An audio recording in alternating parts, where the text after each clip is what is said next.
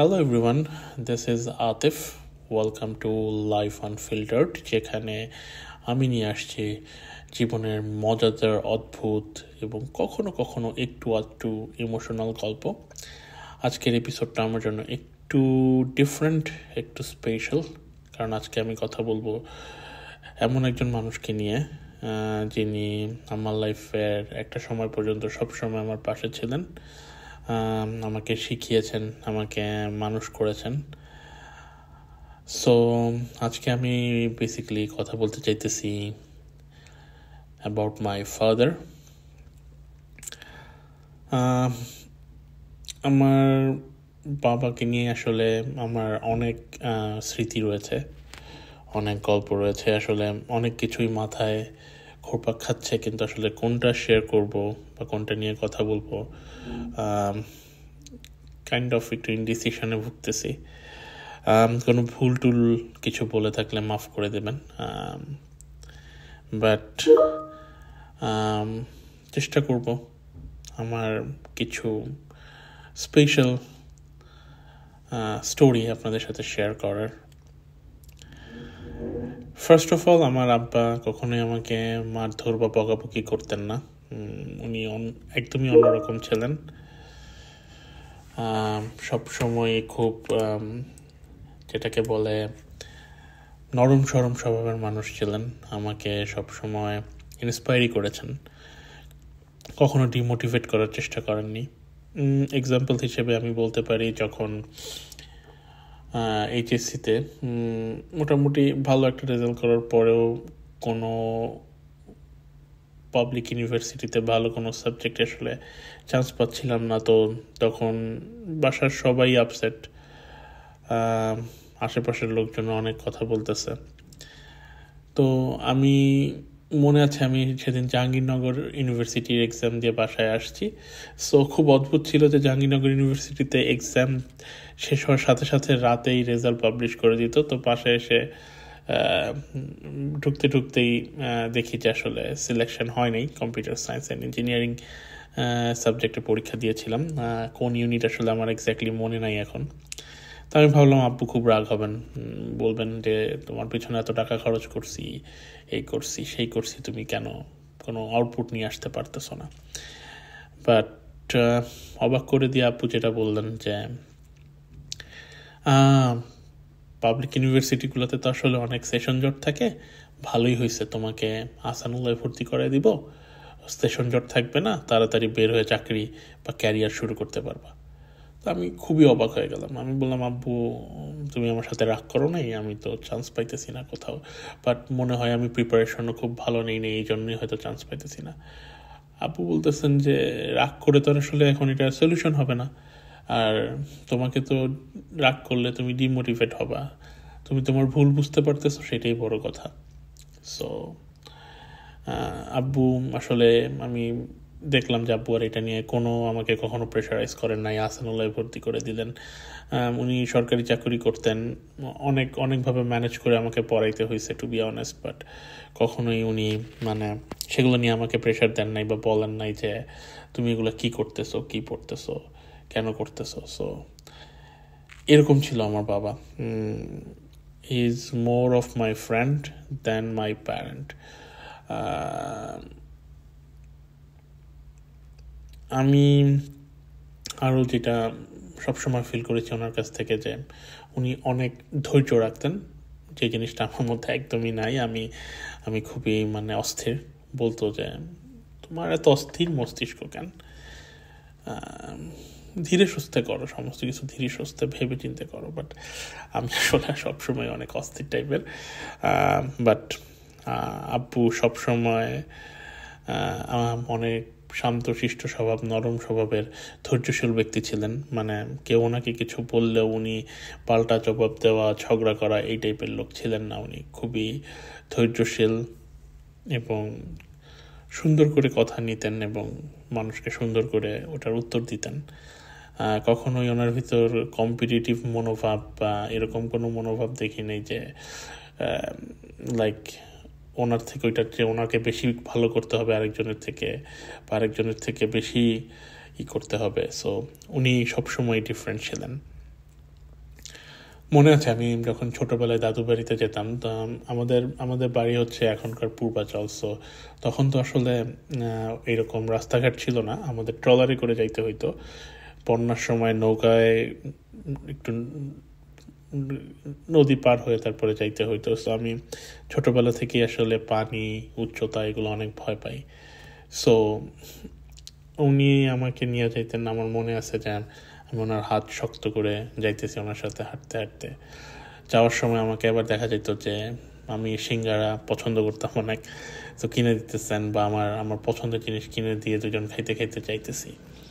So এরকম আসলে অনেক সুইট সুইট মেমোরিজ আছে আমার আব্বুর সাথে আমার। আমি আমি অলওয়েজ এটা ফিল করি, ওনাকে মিস করি আসলে অনেক। কারণ উনি যেভাবে আমাকে আদর করেছেন, বা আমি যখন যেটা চাইছি উনি আমাকে এনে দেওয়ার চেষ্টা করছেন। এমন না যে উনি অনেক রিচ পার্সন ছিলেন, মধ্যবিত্ত ফ্যামিলি ছিলাম আমরা, ওনাকে সমস্ত কিছু ম্যানেজ করে চলতে হয়েছে। বাট উনি কখনো আমার চাওয়াটাকে ইগনোর করেন নাই, সবসময় আমার চাওয়াটাই ছিল তার কাছে সবচেয়ে বেশি প্রায়োরিটি। আমার বাবার সবচেয়ে যে দিকটা আমার ভালো লাগতো, উনি কারোর উপর নির্ভরশীল থাকতেন না। লাইক অফিস থেকে এসে নিজেই নিজের কাপড় চোপড় সমস্ত ঠিক জায়গা মতো রেখে সুন্দর করে হাত মুখ ধুয়ে, যদি ওনার কোনো কিছু খেতে ইচ্ছা করে নিজেই রান্নাঘর থেকে নিয়ে খাওয়া দাওয়া করতেন। কখনোই আমার আম্মাকে প্রেশার দেন নাই, কখনো আমার আম্মার সাথে খারাপ আচরণ করেন নাই। এরকম একটা লোক ছিলেন উনি। আসলে আমি স্টিল মনে প্রাণে অলওয়েজ চাই যে আমি যদি ওনার মতো হতে পারতাম। আসলে সেটা সম্ভব না। আমার মনে হয় যে ম্যাক্সিমাম মানুষের পক্ষে ওনার মতো হওয়া সম্ভব না। উনি যে পরিমাণ ধৈর্য রাখতেন সেটা আসলে কখনোই সম্ভব না। সোশ্যালিও অনেক অনেক জনপ্রিয় ছিলেন, মানুষ ওনাকে পছন্দ করতেন, মানুষ ওনার কাছে আসতেন হেল্পের জন্য, এবং উনি সাহায্য করার জন্য ওনার ওনার ওনার সাধ্য অনুযায়ী সাহায্য করার চেষ্টা করতেন। অনেকেই হয়তো এখনও সেটা স্বীকার করবেন। আর বললাম যে কখনো পরনির্ভরশীল ছিলেন না, ইভেন অনেক ধৈর্যশীল ছিলেন। ওনার জীবনের শেষ কয়টা দিন যখন উনি হসপিটালে একদম খুবই বাজে সিচুয়েশনে যাচ্ছেন, এবং যতদিন জ্ঞান ছিল ততদিন পর্যন্ত ওনাকে যদি জিজ্ঞেস করা হতো কেমন ফিল করছেন, উনি সবসময় বলতো আলহামদুলিল্লাহ, ভালো আছে। সো এতটাই ধৈর্য রাখতেন উনি। আমি সবসময় দোয়া করি আল্লাহ যেন ওনাকে বেহেশত নসিব করেন। রাব্বির হামহুমা কামা রাব্বায়ানি সগীরা। ওনার গুণের কথা আসলে বলে শেষ করা যাবে না। উনি আমাকে প্রচণ্ড রকমের ভালোবেসেছেন। ইভেন লাস্টে শেষ কয়েকদিন যখন ওনার সেন্স প্রায় শূন্যর দিকে, তো ডক্টর এসে যদি জিজ্ঞেস করতো যে কাউকে চিনতে পারতেছে না, বাট আমাকে দেখায় যদি জিজ্ঞেস করতো সে কে, সে সবসময় বলতেন যে আমার ছেলে। তারপরে তখন যাকে জিজ্ঞেস করা হতো কি নাম আপনার ছেলের, সে একদম স্পষ্ট বলতেন আতিফ উল আফতাব। সো আমার এই জিনিসগুলো আসলে এখনও কানের ভেতর বাজে, এবং আমি আমি যেটা দেখেছি যে শেষ পর্যন্ত উনি আসলে একমাত্র ওনার মাথায় আমিই ছিলাম। ওনাকে যখন হসপিটালে ভর্তি করালাম, সারা রাত HTUতে থাকার পরদিন যখন আমি দেখা করতে গেলাম, ওনার ফার্স্ট কোয়েশ্চেন ছিল তুমি ঠান্ডার ভিতরে তো পাতলা জামা পরে আসো কেন। ওনার কিন্তু অলমোস্ট সেন্স নাই বললেই চলে, চুপচাপ হয়ে গেছেন, কেমন হয়ে গেছেন। বাট উনি ওনার ফার্স্ট কোয়েশ্চেন এটা, এবং সেকেন্ড কোয়েশ্চেন তোমার আম্মুকে কিন্তু হসপিটালে রাখো না, উনি কিন্তু হসপিটালে থাকতে পারে না। সো এতটাই আসলে উনি ভালোবাসছেন আমাদেরকে।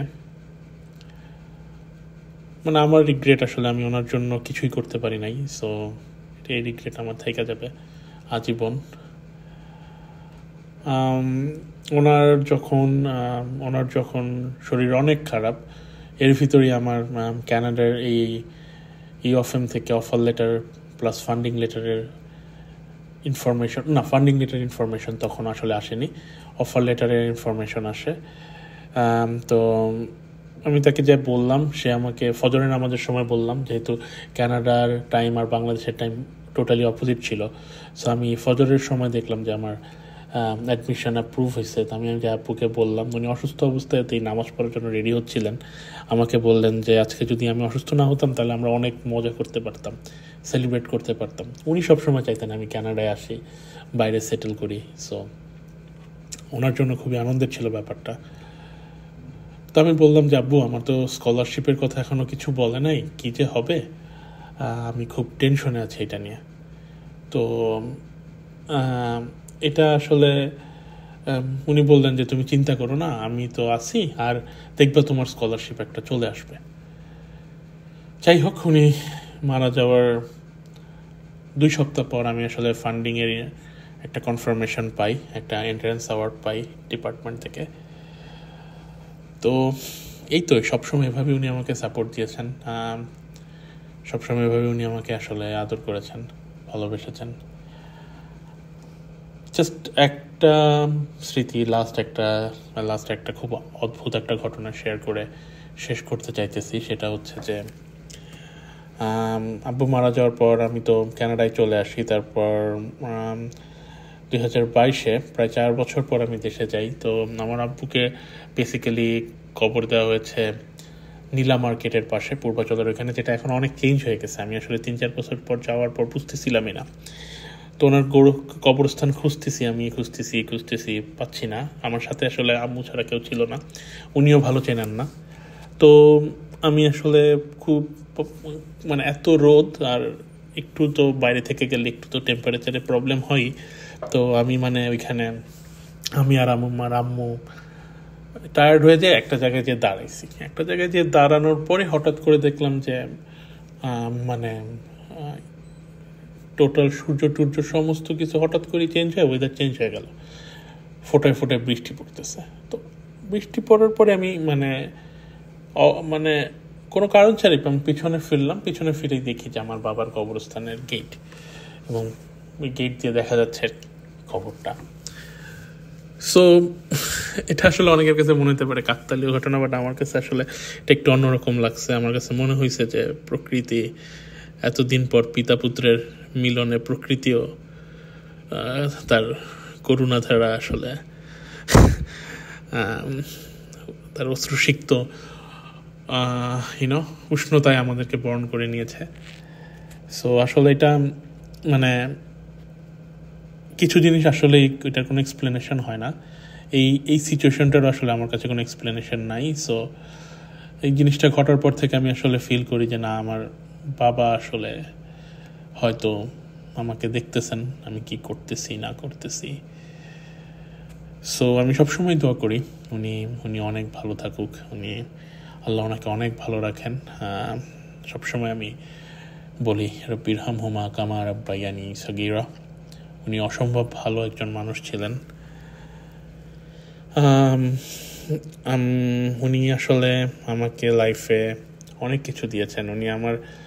উনি হচ্ছেন আমার পেছনের মানুষ, যিনি আমাকে সাহস দিয়েছেন, শিক্ষা দিয়েছেন। আমার লাইফে যতটুকু ইথিক্যাল পয়েন্ট অফ ভিউ আছে ওনার কারণে এটা করেছে। আমি আসলে ওনার কাছে অনেক অনেক অনেক কৃতজ্ঞ এবং অনেক অনেক সরি, কারণ আমি হয়তো অনেক সময় ওনাকে অনেক দুঃখ দিয়েছি, কিন্তু আসলে আমি সেগুলোর জন্য ওনার কাছে আসলে ক্ষমা চাইতে পারিনি এইভাবে। সো আল্লাহ হয়তো আমাকে মাফ করে দেবেন, সেই দোয়াই করি আসলে। বাট আমি এখন আমার বাবাকে আসলে অনেক মিস করি। হয়তো সব সন্তানই করে, বাট আমিও করি। আমি মনে করি আমি সবার থেকে আসলে বেশি মিস করি। সব সময় দোয়া করি অনেক ভালো থাকবেন। এই তো জাস্ট চাচ্ছিলাম কিছু ছোট ছোট গল্প আমার বাবার ব্যাপারে আমি শেয়ার করি, কারণ তিনি ছিলেন আমার জীবনের সব কিছুর পেছনে থাকা সেই মানুষ যিনি আমাকে শিক্ষা দিয়েছেন, সাহস দিয়েছেন, আমার জীবন গড়তে আমাকে সাহায্য করেছেন। তার সরলতা, তার রসবোধ, তার জীবন দর্শন সব কিছুই আমার জীবনে বিশাল প্রভাব ফেলে রেখে গেছে।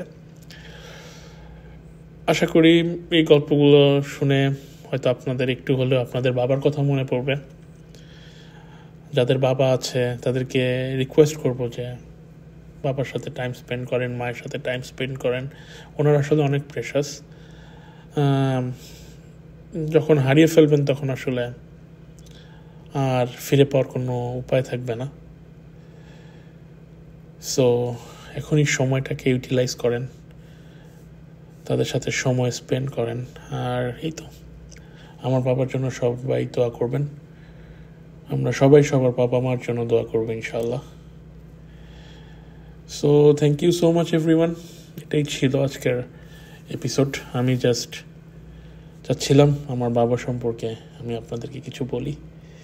Thank you so much everyone for listening. ইনশাল্লাহ নেক্সট এপিসোডে অন্য নতুন কোনো টপিক নিয়ে আপনাদের সামনে আবার হাজির হব, উইদাউট এনি ফিল্টার। সেই পর্যন্ত সবাই ভালো থাকবেন। আল্লাহ হাফিজ। Thank you.